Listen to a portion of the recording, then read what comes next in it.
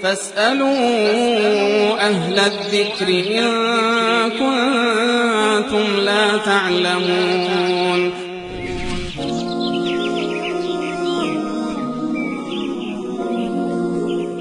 سوال بعدی بیننده الهام از ایران، سوالشون اینه که ما به دلایلی به شهر دیگه سفر کردیم، از شهر خودشون به شهر دیگه سفر کردن و در آنجا ماندگار هستیم، ولی معلوم نیست که تا کی اینجا باشیم، 1 سال، کمتر یا بیشتر از 1 سال. می‌خواستم بدانیم که ما الان جز مسافر هستیم یا نه، یعنی باید چجوری نماز بخونیم. در مورد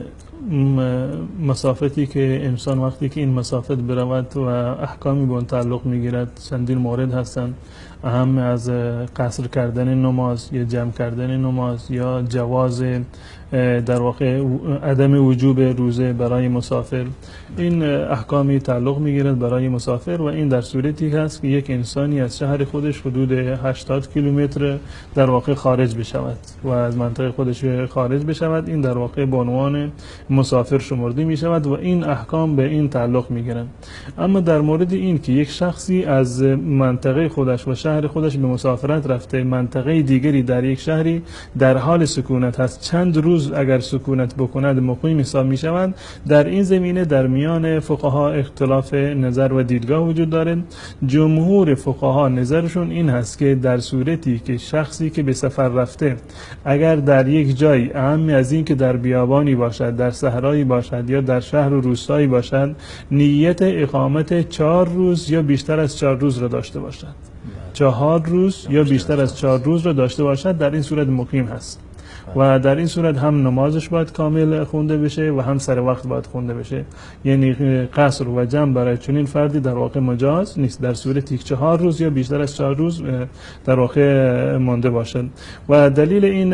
حکمی که صادر شده این از عمل رسول الله صلی الله علیه و سلم ثابت. از زمانی که ایشون در حجة الوداع تشریف بردن به مکه مکرمه، در واقع در مکه ایشون مسافر بودن، 4 روز کامل ایشون در مکه مکرمه موندند. یعنی یک شنبه در واقع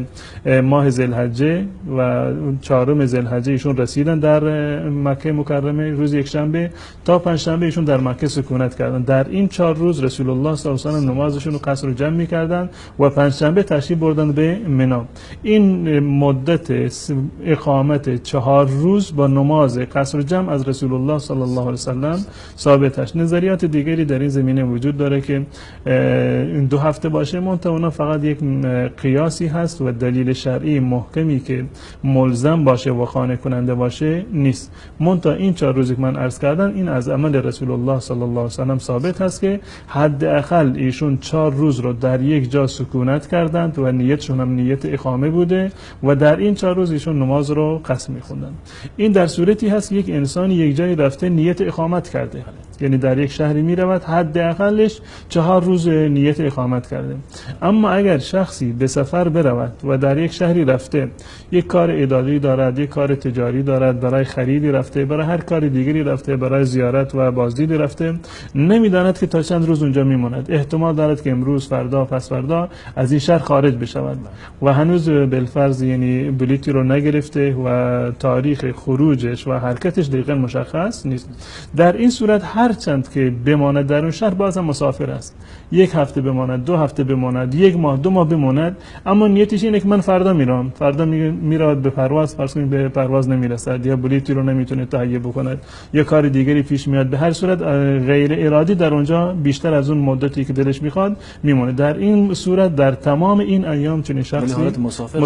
حالت مسافر هست و هم خلاف این کسی که سوال کرده گفته که خونه هم گرفتیم. بله، اون کسی که در یک جای خانه گرفته، یک جای رفته برای مسافرت یا برای سکونت رفته، در اونجا منزلی رو اجاره کرده یا در واقع جایی رو برای سکونت داره و مطمئن است که فعلا چند روزی در اینجا هست، یا فرض کنیم برای دانشجویی هست، برای تحصیل رفته در یک جای، حداقل برای یک مدت، حداقلش اینه که قبل از اینکه تعطیلات آخر هفته برسد در 1 هفته در اونجا ساکن است. این افراد حکمشون حکم مقیم هست و در اونجا اجازه ندارند که نماز رو قصر بخونند، مگر در صورتی که رفته باشند برای یک کاری